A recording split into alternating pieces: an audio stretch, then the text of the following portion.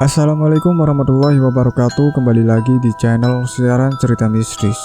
Untuk kisah kali ini masih melanjutkan dari kisah yang sebelumnya, yaitu kisah yang berjudul Pemandi Mayat. Semoga yang mendengarkan cerita ini diberikan kesehatan, banyak rezekinya, dan perlindungan yang maha kuasa. Amin ya robbal alamin. Sebelum kita masuk ke ceritanya, jangan lupa untuk like, komen, subscribe channel ini, dan nyalakan juga lonceng notifikasinya agar tidak ketinggalan cerita-cerita dari channel ini. Dan seperti apa ceritanya? Langsung saja kita masuk ke ceritanya.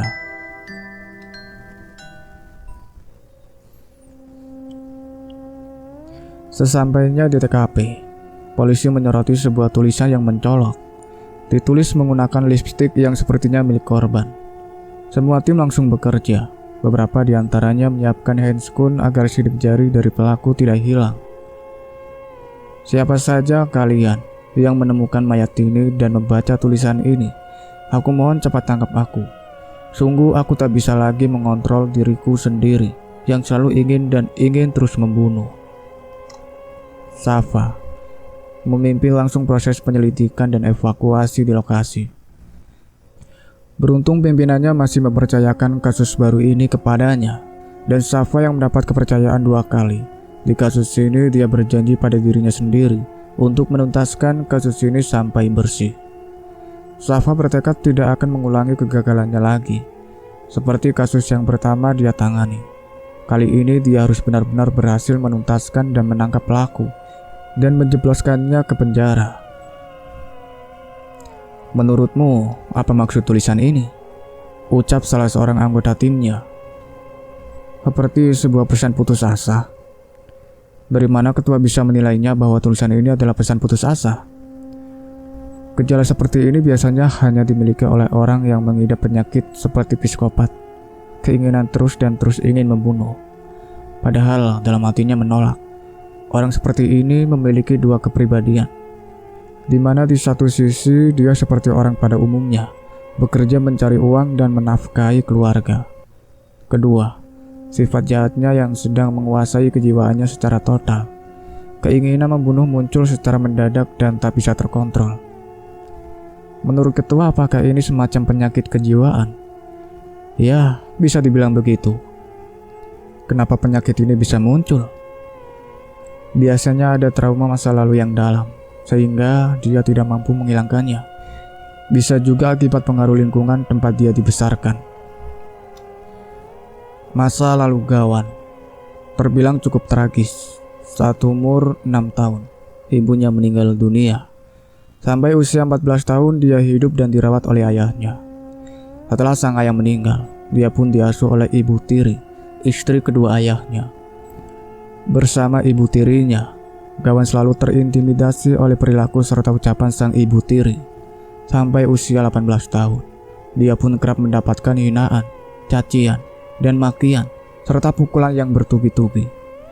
Secara tak langsung di usia itu dia sudah menjadi anak yang bebal, tak takut dipukul, tak kenal rasa takut, berani.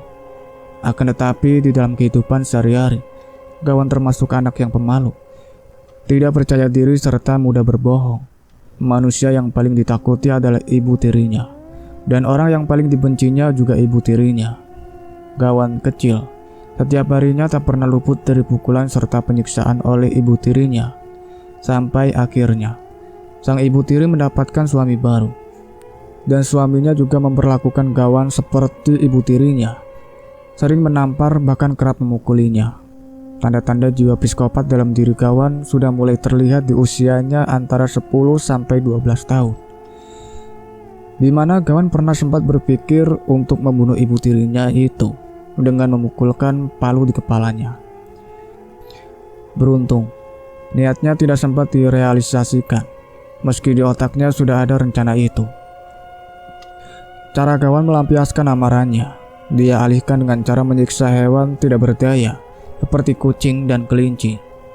Dia kerap menyiksa hewan kecil itu hingga mati atau minimal cacat. Bahkan hewan sekecil semut pun tak luput dari siksaannya. Jika sedih, Gawan akan melakukan apapun yang bisa membuatnya bahagia. Begitu juga dengan orientasi seksual. Gawan terbilang aneh dan terlalu cepat. Di usianya yang baru 10 tahun, dia kerap melihat atau mengintip kegiatan seksual ibu tirinya dengan banyak lelaki. Oleh karena ibu tirinya memang sering melakukan hubungan seksual secara sembarangan di rumah dengan pria lain ketika ayahnya sedang tidak berada di rumah, sehingga membuat kawan kecil pernah berpikir untuk memperkosa ibu tirinya sendiri. Namun rencana itu tak pernah dia wujudkan juga.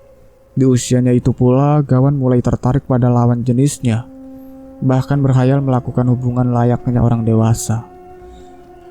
Untuk melampiaskannya, tak jarang Gawan melakukan onani. Dia sangat suka melihat binatang kucing atau anjing melakukan hubungan biologis. Gawan kecil, di otaknya sempat tersimpan ingin melakukan hubungan seksual dengan binatang, baik itu dengan kucing, kambing, atau anjing. Sampai akhirnya di usianya yang ke-20 tahun, dia melepas masa bujangnya dengan cara menyewa pelacur. Di usia Gawan 18 tahun, dia memutuskan pergi meninggalkan rumah ibu tirinya. Dia pun mulai sibuk mencari pekerjaan sendiri, mencari kos-kosan, dan membiayai hidupnya sendiri. Sampai pada akhirnya memiliki kekasih hingga menikah. Namun pernikahannya juga tak berlangsung lama. Belum sampai 1 tahun, Gawan bercerai dengan istrinya. Sang istri beralasan takut karena Gawan seringkali melakukan hubungan dengan cara yang ekstrim dan aneh. Dia lebih suka berhubungan dengan sang istri ketika istrinya dalam keadaan tertidur pulas. Kemudian, memasukkan barang-barang tak wajar ke kemaluan si istri, hingga membuat si istri kerap mengeluh kesakitan, bahkan sampai mengeluarkan darah. Pada akhirnya, Gawan pun digugat cerai oleh istrinya. Tetapi saat sidang perceraian, Gawan menuduh istrinya ahli berbohong karena berselingkuh dengan pria lain. Itulah mengapa Gawan lebih menyukai berhubungan biologis dengan mayat atau dengan orang yang sedang tertidur pulas. Oleh karena itu, apapun yang Gawan lakukan terhadap lawan jenisnya tidak akan pernah ada penolakan. Dia bisa melakukan apapun atau tanpa khawatir ditolak. Gawan mendapatkan partner baru di pekerjaannya. Seorang laki-laki yang baru saja diangkat sebagai pegawai honorer di rumah sakit. Memiliki 1 pemandi mayat saja tidak cukup untuk melayani jumlah jenazah yang kadang harus antri untuk dimandikan. Pagi hari itu, Gawan bergegas berangkat kerja ke rumah sakit. Tadi malam dia mendapat telepon dari salah seorang perawat yang bertugas di bagian forensik, mengatakan bahwa ada seorang mayat wanita ditemukan dalam kondisi meninggal dunia. Rencananya pagi ini akan divisum. Setelah selesai divisum, mayat akan dikembalikan ke pihak keluarga. Meskipun meninggal tanpa identitas, tetapi karena ada yang mengenalinya, dan keluarga juga mengakui mayat tersebut sebagai anggota keluarga mereka. Akan tetapi, jenazahnya tetap akan dimandikan oleh pihak rumah sakit. Sudah lama Gawan mengidam-idamkan pasien wanita. Beberapa hari ini emosi Gawan tidak stabil. Emosinya gampang sekali meledak-ledak, walaupun dia bisa menyembunyikannya secara rapi. Tanpa ada yang mengetahui dari wajah dan dibalik sifat pendiamnya, ada monster lain dalam dirinya yang bisa membunuh orang secara sadis dan ngeri. Terlihat sesosok tubuh manusia. Tubuhnya tertutup rapi menggunakan kain kafan, berada di atas kereta yang sedang didorong menuju kamar mayat. Di dalam kamar mayat sudah menunggu Gawan dengan partner barunya. Di kereta tertulis nama Nyai Rusmilati, umur 41 tahun. Saat kain penutup tubuh dibuka, Gawan kaget setengah mati. Ternyata wanita yang masuk ruangan mayat adalah wanita yang kemarin malam dibunuhnya. Kawannya yang melihat mayat wanita itu menggeleng kepala, melihat kondisi mayat yang hancur. Seluruh tubuhnya penuh luka sayatan dan telinga hilang separuh. Bahkan 2 puting susunya hilang, matanya terbelalak. "Hedi, kamu ambil sabun dan samponya," ucap Gawan. "Di sebelah mana, Pak?" "Ambil di lemari pemulasaran," perintah Gawan sambil memegang kepalanya yang terasa amat berat. Hedi mengangkat sendiri mayat wanita itu mulai dari memindahkannya dari kereta ke meja pemandian. Setelah semua keperluan disiapkan, mayat dibaringkan. Air keran dihidupkan. Elang ukuran sebesar 5/8 inci ditarik. Ujung moncongnya diarahkan langsung pada tubuh jenazah. Bekas luka-luka sayatan cutter Gawan masih menganga. Sisa darah yang mengering antara leher, tangan, dan ketiak semua dibersihkan dengan teliti oleh Hedi. Bahkan lubang antara dubur dan kemaluan juga tidak luput dibersihkan. Dengan cara memasukkan beberapa jari untuk memastikan tidak ada kotoran yang masih melekat di tubuh mayat. Begitu juga dengan sela-sela jari kaki. Semua disikat pelan-pelan supaya tidak ada bekas kotoran atau tanah yang masih menempel. Kepalanya juga diberi sampo dan dibersihkan agar tidak ada rambut yang menggumpal. Tak ketinggalan sela-sela antara telinga, mata, hidung, dan mulut. Hedi memandikan sampai bersih, hingga tak ada yang tertinggal, kecuali bau amis yang berasal dari bau alami mayat. "Sudah selesai semua?" tanya Gawan, yang kala itu sedang mentraining Hedi. "Sudah, Pak." "Ambil handuknya yang warna merah, jangan yang hijau." "Baik, Pak." "Tilap yang bersih, tapi jangan terlalu kuat menggosok. Mayat sudah 2 hari kulitnya gampang terkelupas." Gawan sejak awal tidak mau menyentuh sama sekali mayat wanita yang dia bunuh. Gawan menyuruh Hedi yang melakukannya semua dari awal hingga akhir. Gawan terduduk. Wajahnya dihadapkan pada cermin besar setinggi punggung tubuh orang dewasa. Gawan memperhatikan wajah tuanya yang lelah. Rambutnya sudah tidak semuanya hitam. Uban sudah mulai tumbuh di sebagian rambut. Kulitnya menghitam akibat sering terbakar matahari. Kadang, Gawan sering memikirkan nasibnya. Di usianya yang sudah tidak muda lagi, dia masih saja tidak punya apa-apa, kecuali sepeda tua bututnya dan bekakas rumahnya, yang juga tidak ada nilainya. Rumah mengontrak, anak keturunan juga tidak punya. Hedi selesai mengerjakan tugasnya, memandikan sampai membungkus mayat semua dikerjakan sendiri. Dia menemui Gawan yang sedang melamun. "Pak, sudah selesai semua?" Gawan sedang tertidur pulas di atas kursi. "Pak." Hedi menggerakkan badan Gawan. "Pak." Berulang-ulang Hedi menggerakkan badan Gawan, tetap saja tidak bergerak. Merasa ada sesuatu yang tidak beres. Hedi bergegas memanggil perawat untuk memeriksa kondisi Gawan. "Mas, minta tolong coba lihatkan Pak Gawan. Dari tadi dibangunin gak mau bergerak." "Loh, Pak Gawan di mana, Pak?" "Di ruang mayat, Mas. Tadi saya tinggal sendirian di sana." "Ayo, Pak." 2 orang perawat langsung bergegas membawa stetoskop dan alat cek tekanan darah untuk memeriksa kondisi detak jantung dan nadi Gawan. Dengan setengah berlari, 2 orang perawat mendatangi posisi Gawan yang sedang dalam keadaan tidak bergerak di ruang kamar mayat. Saat didapati ternyata Gawan dalam kondisi tidak sadarkan diri. Tubuhnya terbaring di lantai. Mereka segera mengangkat tubuh Gawan ke atas kereta dan mendorongnya langsung keluar ruangan menuju ruang IGD untuk diberi tindakan secara cepat dan tepat agar kondisi Gawan yang berstatus pasien dan juga pegawai rumah sakit. Saat diperiksa, ternyata Gawan mengalami tekanan darah tinggi. Petugas yang menangani Gawan langsung ambil tindakan. Jika tidak langsung ditangani, tekanan darahnya yang sudah terlanjur tinggi tentu sangat berbahaya. Apabila tidak cepat ditangani dengan baik, bisa mengakibatkan pembuluh arteri dan jantungnya menegang. Bisa menyebabkan pembuluh darah semakin menyempit dan darah pun akan menggumpal dengan cepat. Jika sampai darahnya menggumpal, akan menyebabkan komplikasi penyakit dari hipertensi berupa serangan jantung mendadak, stroke, penyakit ginjal, dan demensia. Sudah lebih dari seminggu tidak ada lagi laporan tentang pembongkaran makam serta pemerkosaan terhadap mayat. Masyarakat bergotong royong saling menjaga jika ada tetangga atau keluarga yang meninggal. Mereka akan saling bantu. Selama 7 hari 7 malam, mereka saling bergantian menjaga makam keluarga atau tetangganya agar tidak ada lagi kasus pembongkaran makam. Isu tentang pembongkaran makam mulai redup Kini kabar terbaru yang ramai dibahas adalah tentang adanya seorang psikopat yang sedang berkeliaran. Media-media lokal seperti koran dan televisi lokal mengabarkan cerita ini berulang-ulang.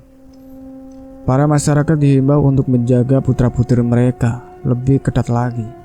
Sampai detik ini, ciri-ciri psikopat itu masih belum diketahui. Anak-anak muda berkreasi di dinding-dinding tembok kota. Mereka beramai-ramai membuat sebuah lukisan mural. Seorang pria dengan menggunakan pisau belati dan di bawah kakinya pada gambar wanita yang bersimbah darah. Tak ketinggalan juga sebuah tulisan mencolok yang ditulis Gawan setelah membunuh korbannya. Siapa saja kalian yang menemukan mayat ini dan membaca tulisan ini, aku mohon cepat tangkap aku. Sungguh, aku tak bisa lagi mengontrol diriku sendiri yang selalu ingin terus membunuh. Tujuannya agar orang-orang lebih waspada pada keamanan dirinya dan orang lain di sekitar, serta juga tidak mudah percaya pada orang asing. Keberadaan psikopat di kota Sampit ternyata berefek pada kehidupan malam sebagian orang. Anak-anak muda sudah mulai jarang keluyuran malam. Begitu juga para wanita malam yang biasa menjajakan diri di sekitar lokasi ditemukan mayat. Mereka tidak ada lagi yang berani. Sudah 2 hari Gawan dirawat inap di rumah sakit. Selama sakit tak ada satupun kawan maupun keluarga yang menjenguk. Gawan anak seorang perantau dari tanah Jawa. Sehingga ketika ayah dan ibunya meninggal dunia, dia sama sekali putus kontak dari keluarga besarnya di tanah Jawa. Gawan memiliki kecenderungan jarang tidur malam. Biasanya orang yang tidurnya hanya 2 atau 3 jam saja.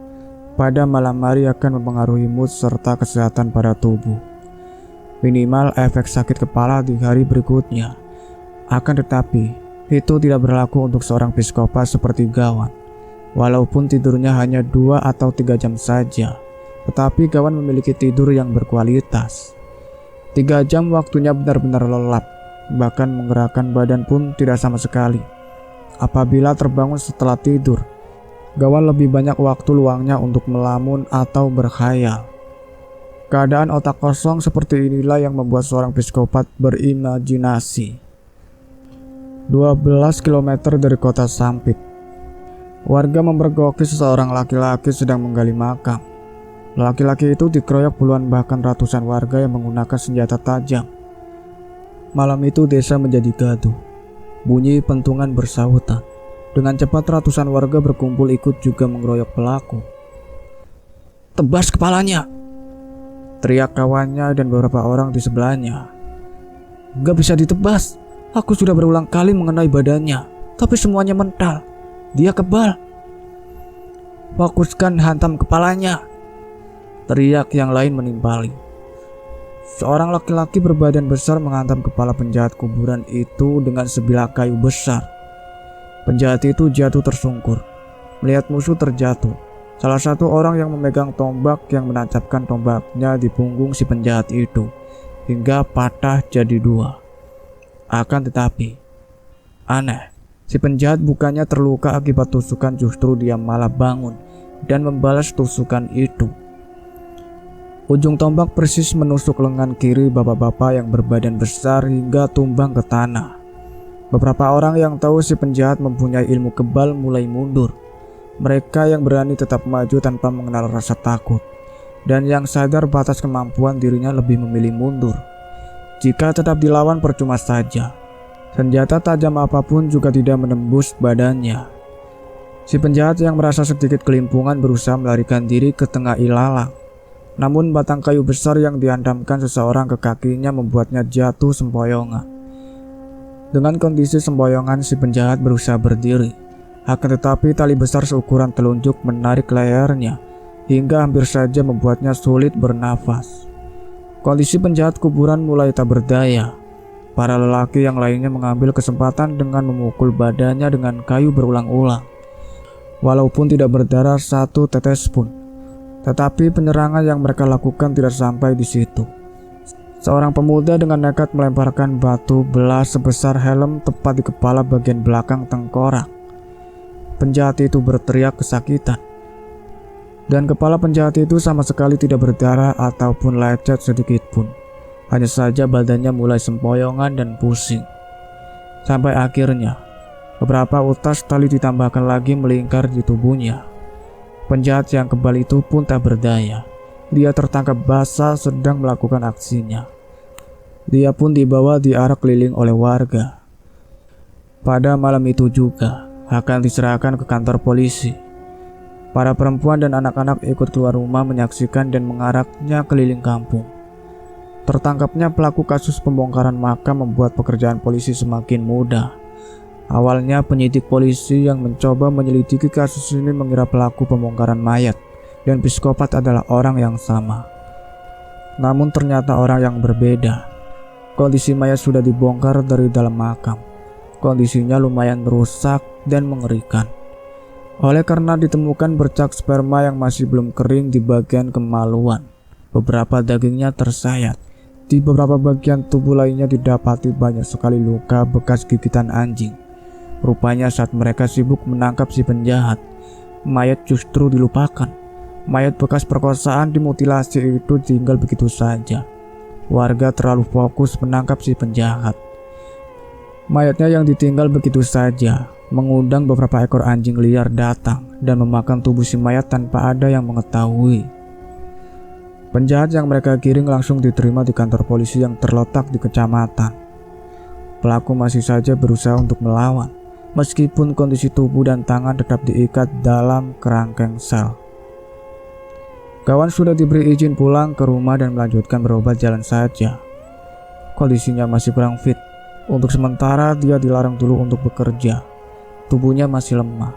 Malam itu Gawan duduk di teras rumahnya sembari memperhatikan rumah Luna yang kosong gelap gulita. Tidak ada orang yang menempati rumah itu lagi. Setelah si pemiliknya meninggal dunia, di pintu depan rumah Luna tertusuk spanduk kecil dengan tulisan, "Rumah ini dijual tanpa perantara." Dan di bawahnya ada nomor telepon keluarga yang menjual. Gawan malam itu susah tidur. Dia menghabiskan waktunya dengan menghisap rokok cerutu. Perasaan bosan mulai menghantui diri Gawan. Dia bingung harus berbuat apa. Berjalan malam sudah tidak mungkin. Dia baru saja sembuh dan perlu banyak istirahat. Akhirnya Agustus memasuki musim penghujan. Biasanya binatang kecil seperti laron ada datang dengan jumlah ribuan mengerumuni cahaya lampu. Gawan yang mulai risih dengan banyaknya laron akhirnya memilih untuk kembali ke kasurnya. Akan tetapi sekumpulan laron membuatnya jadi kurang nyaman. Di atas kasur pun penuh laron. Berasa risih, dia pun mematikan semua lampu di dalam ruangan. Hanya menyisakan lampu di teras rumah saja yang hidup. Supaya tidak terlalu gelap, Gawan menghidupkan satu batang lilin yang didirikan di atas meja dekat kasur. Dengan dimatikannya lampu, pikirnya mungkin dapat mengusir laron keluar rumah dan mendatangkan rasa kantuknya juga. Gawan merasa sunyi. Dia mulai menangkap beberapa laron yang tertinggal dalam rumah. Dia pun membakarnya di atas lilin sampai mati. Setelah mati, dia menangkap lagi yang lain, lalu terus-menerus mengulangi perbuatannya. Melihat serangga laron kecil kesakitan, Gawan mulai merasakan efek bahagia. Bagaimana dia benar-benar menikmati proses penyiksaan serangga. Mulai dari membakar ujung kakinya sampai membakar semua bagian tubuhnya hingga hancur menjadi arang kecil. Tanpa membiarkan ada bagian tubuh yang utuh, Gawan melakukannya berulang-ulang kali lalu membuangnya keluar. Bau laron yang dibakar itu baunya sangat mirip seperti bau daging busuk yang dibakar. Bau itu menyebar ke seluruh penjuru ruangan di rumahnya. Saat sedang asik membakar serangga, tiba-tiba di luar rumahnya menjadi sangat ramai. Gawan mendengar jelas suara orang bercakap-cakap. Suara itu terdengar aneh dan asing baginya. Tidak pernah dia mendengarkan suara dan bahasa seperti itu. Gawan merasa penasaran. Dia coba menyingkap kain kurdin jendela dan mengintip keluar, mencari tahu sumber suara aneh itu. Saat mengintip di balik jendela, sungguh betapa terkejutnya Gawan. Dia menyaksikan pemandangan yang tidak biasa. Ternyata di halaman rumahnya sangat ramai. Ada puluhan makhluk tidak kasat mata sedang berkumpul. Mereka datang dengan bentuk dan kondisi fisik yang mengerikan. Sangat menyeramkan sekali. Rupanya apa yang dilakukan Gawan malam itu membakar daging laron hingga membuat bau daging terpanggang. Ternyata perbuatan seperti itu merupakan sebuah undangan datangnya para makhluk halus. Gawan yang mulai merasa takut segera mematikan lampu lilinnya, memilih diam dan tidur. Matahari sudah menyembul di antara kabut pagi. Walaupun hujan gerimis, namun tidak bisa menolak kebutuhan dasarnya sebagai manusia untuk makan dan minum. Sudah 2 hari Gawan meninggalkan rumahnya karena harus dirawat inap di rumah sakit. Bau busuk tercium dari kotak penyimpanan ikan. Dilihatnya kotak ikan itu, baru dia tersadar ternyata daging bekas dia menyayat wanita di rumah tua masih bersisa dan belum sempat dimasaknya. Seketika perutnya menjadi mual lantaran ada sedikit belatung yang mulai menggerogoti sisa daging itu. Dia teringat betul bagaimana saat dia memasak daging paha wanita itu. Rasanya sangat tak nyaman, penuh lemak dan bau yang tidak enak. Itulah mengapa tensi Gawan mendadak naik tinggi hingga dia harus dirawat di rumah sakit. Gawan membersihkan dapur dan peralatan masaknya, membuang sisa daging yang sudah membusuk itu ke tengah parit yang mengalir langsung ke sungai, sambil menyiapkan makanan untuk sarapan pagi. Sebelum berangkat bekerja, karena dirinya sudah mulai merasa sehat. Saat sedang masuk terdengar suara sepeda motor memasuki halaman rumahnya. Dia melihat ke depan, ternyata kawannya Johar sedang berkunjung. Har, tumben, ada keperluan apa nih? Gawan menyambut sembari mengolah 2 gelas air kopi. Ada sedikit keperluan, Wan. Kalian mampir. Kebetulan lama sekali sudah tidak ke rumahmu. Mau bertanya, kamu punya uang belum? Aku memerlukannya untuk membayar biaya pengobatan istriku. Terdiam Gawan. Saat ini dia sedang tidak ada uang. Kapan kau perlu uangmu? Maunya besok, karena aku harus menebus obat setelah istriku operasi ringan. Jam berapa besok, Har? Terserah kamu, Wan. Telepon saja aku besok bilang kamu sudah ada uangnya. Biar aku yang ambil ke sini. Wajah Johar tampak sekali terlihat lelah. Setelah melahirkan, istrinya selalu saja keluar masuk rumah sakit. Kata dokter, istri Johar memiliki gejala penyakit radang usus, sehingga sangat mengganggu kesehatan serta aktivitas hariannya. Minum dulu kopimu, ucap Gawan sembari memutar otak. Bagaimana mencari uang 1 juta untuk mengembalikan uang Johar. Dia sadar betul bahwa Johar adalah temannya yang paling baik. Selama ini selalu menolongnya setiap ada kesusahan. Setelah lumayan lama mereka mengobrol, akhirnya Johar berpamitan untuk pulang. Johar kembali mengingatkan Gawan lagi tentang uangnya besok yang dia minta. Setelah kepergian Johar, Gawan mulai memutar otak mencari pinjaman uang. Gajinya di rumah sakit juga pas-pasan. Perhiasannya emasnya hasil dari mengambil milik jenazah sudah ludes habis karena sering dipakainya untuk membayar Kamel. Gawan yang mulai gamang akhirnya mendapat pencerahan. Dia teringat pada koperasi simpan pinjam tempo hari.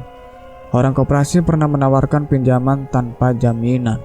Lalu dia pun menghubungi pihak koperasi yang kemarin memberinya nomor telepon. Halo, Gawan menghubungi. Halo, ini saya yang kemarin ditawari pinjaman uang. Atas nama siapa kemarin, Pak? Gawan Suherman. Bentar, Pak, saya cek dulu ya. Sembari menunggu informasi dari petugas koperasi simpan pinjam, Gawan mencari fotokopi SKT asli dan SKT kopi sebagai jaminan dasar syarat peminjaman uang. Gawan menunggu handphonenya berdering lagi. Hampir 15 menit menunggu. Akhirnya petugas koperasi menelponnya kembali dan mengatakan akan mengunjungi rumahnya siang ini. Rumah kontrakan Gawan berada di pinggiran kota di sebuah jalan kecil tak beraspal. Sekitar lokasi rumahnya hanya ada 6 rumah. Itu pun jaraknya saling berjauhan.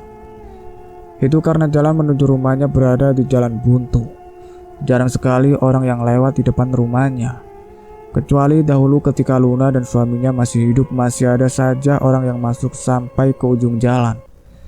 Sekarang karena penghuni rumah di depannya sudah tidak ada, orang yang berkunjung hanyalah tamu-tamu gawan saja. Itu pun sangat jarang sekali. Siang itu, seorang petugas laki-laki dari koperasi simpan pinjam mengunjungi rumahnya. Petugas itu datang menggunakan motor Scoopy Matic. Tujuan petugas itu ke rumah gawan untuk memastikan bahwa calon kreditur adalah orang yang kredibel. Si pemberi pinjaman memastikan bahwa calon kreditur memang layak untuk diberikan pinjaman. Cukup sekian ceritanya sampai di sini, nantikan kelanjutan ceritanya. Saya akhiri, wassalamualaikum warahmatullahi wabarakatuh.